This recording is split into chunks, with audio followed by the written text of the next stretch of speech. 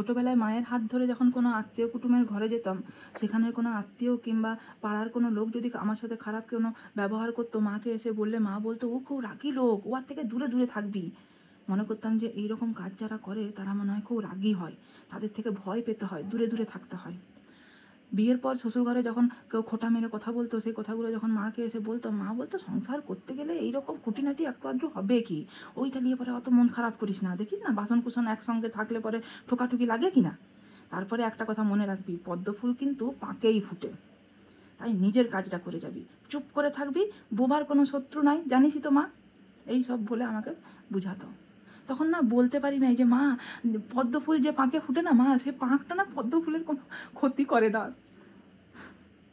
সেই পাঁকটা নামে পাঁক হতে পারে, তবে সেই পাঁকটা কিন্তু ভালো পাঁক। ক্ষতি কাটা করে যারা ওই পাঁকের মাথায় পা দিয়ে গিয়ে পদ্ম ফুলটাকে দুমড়ে মুচড়ে ছিঁড়ে নিয়ে চলে আসে।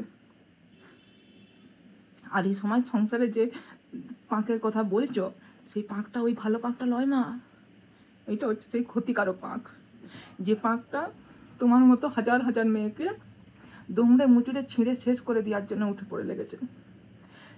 তাই চুপ করে থাকতে শেখাও না মা গো, প্রথম থেকেই চিৎকার করতে শেখাও।